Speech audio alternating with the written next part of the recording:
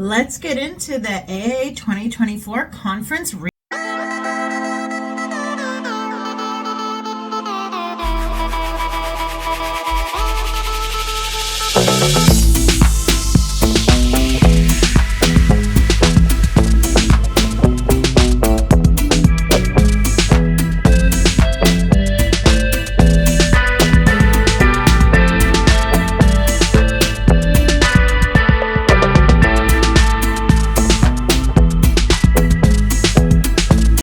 Hey everyone, I'm Sheer, your AEC Tech Girl, and today I am super excited to share with you all the highlights and key takeaways from the AIA Conference 2024 in Washington, D.C. This conference is one of the biggest and most influential events in the architecture world, and I'm thrilled to give you a behind-the-scenes look at everything that went down. The AIA Conference took place from June 5th to June 8th and was packed with inspiring sessions, innovative ideas, and incredible networking opportunities. Architects, designers, engineers, and construction professionals from all over the world came together to share knowledge, explore new technologies, and discuss the future of our industry. Let's start off with the events on Wednesday. Wednesday was the opening of the conference. All day there were events, workshops, seminars, and tours. I arrived in the afternoon and I didn't get to attend any of the tours or symposiums, but I did stop by the convention center to drop off a few things at our booth and then headed to my hotel to prepare for the evening. After I checked in, I desperately needed a coffee and I went to sit in the hotel restaurant to drink it. About 5 minutes later, it started raining. And not just a little bit of rain. We're talking a torrential downpour. Something about sitting inside, sipping a coffee, and hearing the hard rain on the windows brings me calm. And I needed that calm before the chaos of a conference. I then left to my only event that evening, which was the Pratt Institute Alumni Reception. Many universities held alumni meetups that evening, from RPI to Syracuse to Penn State, but for those of you who didn't know, I attended Pratt University. And so I obviously had to attend their alumni event. I even snagged a nice little Pratt flag to put up on my wall, and even a Pratt luggage tag that they were handing out. I wasn't sure if I would know anyone there, but I did see one friendly face in the crowd, which was Rob Otani, who is the CTO of Thornton Tomasetti. I got to meet many new people as well, some of which attended the graduate program, who attended the undergraduate program like myself, some who are soon to attend the university, and some friends who just tagged along with other Pratt alumni. I met the new Dean of Pratt School of Architecture, Quillian Riano, which was incredible. Later that evening, I met some colleagues back at the Hamilton Hotel restaurant Via Sofia, which was absolutely delicious. Thursday was the first day of the Expo, which is where I spent most of my day. I woke up, got ready, and headed straight to the Expo hall to see how our booth was looking. Boy, was I happy to be wearing comfortable shoes because the Expo hall was incredibly long. I think I maybe walked a mile to get to our booth, but lucky for me, our booth was right next to the puppy park. I'll get back to that later.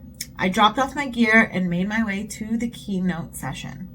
As I walked into the crowded room, we could hear the lovely DC jazz music fill the space. First up was Wai Jijing, a CBS senior White House correspondent. She then brought to the stage the AIA president, Kimberly Dowdle, and AIA CEO, Lakeisha Ann Woods. It was so refreshing, not just to see two powerful women on stage, but women of color representing AIA and the conference as a whole. They spoke about the changes they are bringing to AIA and how they are trying to increase diversity within the architecture community. I think just seeing them stand up on that stage shows the difference they are making to architecture and helping to show that there is change and that anyone can become an architect, no matter your gender, background, color, or ethnicity. It gave me goosebumps and put a giant smile on my face to see the representation, because representation does matter. Then they awarded Quinn Evans with the Architecture Firm Award. I mean, what an amazing honor.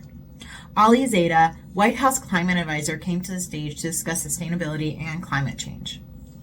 Lastly, The big keynote speaker, Arthur C. Brooks, a #1 New York Times best-selling author and happiness expert, kicked things off with an inspirational presentation on the art and science of getting happier. He shared valuable tools for improving our well-being, work-life balance, and office culture. He asked some great questions which made not just myself, but everyone in the audience think.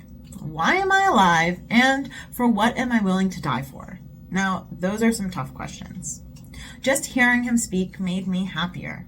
Next, I went back to the expo hall to work my booth. The expo was a treasure trove of new products, materials, and technologies. With over 650 exhibitors, there was so much to see and learn. It was incredible to speak with everyone who stopped by our booth and hear what they are doing, why they are here at the conference, and tell them about what we do. I also took a small break and played with the cutest of puppies at the puppy park and was so tempted to take all of them home with me, but I don't think my dog would have liked that very much. Unfortunately, I only had an expo pass, which means I could not attend most of the sessions or workshops.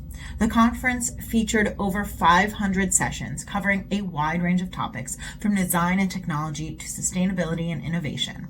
If you did have a chance to attend some sessions, leave a comment down below of what your favorite session was. I'd love to hear about them. Once the doors closed at the expo, the day was far from over. I headed over to the Thornton Tomasetti happy hour. Now, this was not what I was expecting. The space was hard to find, but there were a lot of people holding signs directing us to the unmarked door that just looked like it was a door to a basement. So it was kind of speakeasy vibes. But once we walked down the stairs to the underground bar, I was surprised by the entire ambiance. It was small, but had an amazing lighting and decor. We got these cute little poker chips that were drink chips. So I headed straight to the bar, and the drinks were delicious. I first had my favorite dirty vodka martini, and then an espresso martini for a little pick-me-up. I got to chat with some old TT colleagues and even saw someone I met at the Pratt alumni event.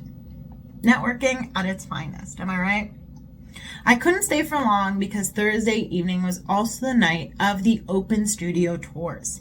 There were so many studios to check out, but my company partnered with iStudio, which was part of the DuPont West tour. We got to hear about the projects iStudio is working on and even took some fun Polaroid pictures. My plan was to go drop off my stuff at my hotel afterwards and meet up with some friends for dinner, but honestly, once I got back to my hotel, I was too exhausted to leave, so I called it a night. I woke up the next day ready for day 2 of the expo. I stopped by and got some amazing Compass coffee on the way and headed straight for the keynote session. This keynote session awarded David Lake and Ted Flato of Lake Flato for the AIA Gold Medal. They gave this amazing heartfelt speech that brought tears to my eyes, but I'm a softie, so that's no surprise. Then Dr. Sanjay Gupta, CNN's chief medical correspondent, came to the stage with the AIA president, Kimberly Dowdell, to talk about major developments in medicine, healthcare, and personal health. His insights on how design innovations can help people live happier, healthier, and safer lives were incredibly enlightening. He discussed the importance of space, light, and sound in the healing process, and that wealth does not buy health. Hearing his story of saving a man in the middle of a desert by performing an impromptu brain surgery was truly inspirational. I then headed to the expo hall for day 2 of the expo. Day 2 is always, a bit quieter, so I was able to spend more time talking to customers and those attending the conference. On this day, my break included a massage from the free 10-minute chair massage offered at the expo hall. Honestly, it only took 10 minutes for me to feel like a completely new person after that massage. It was incredible. I then ended the day helping out at the Autodesk booth, talking to Autodesk customers about their technology from AutoCAD to Revit to Forma and more, and I even snagged an Autodesk cap. After that, I headed home. Unfortunately, I couldn't stay to hear the keynote speaker on Saturday as I needed to fly out early the next morning to Kansas City. Go Chiefs. Overall, the AIA Conference 2024 was an amazing experience filled with learning, inspiration, and connections. I hope you enjoyed this recap and found it insightful. If you attended the conference, I'd love to hear about your favorite moments in the comments below. And if you couldn't make it, I hope this video gave you a taste of what went down. Don't forget to like, share, and subscribe for more content like this. And for real-time updates, follow me on Instagram at AEC Tech Girl. Thanks for watching, and remember, stay empowered, stay inspired, and always challenge what is possible.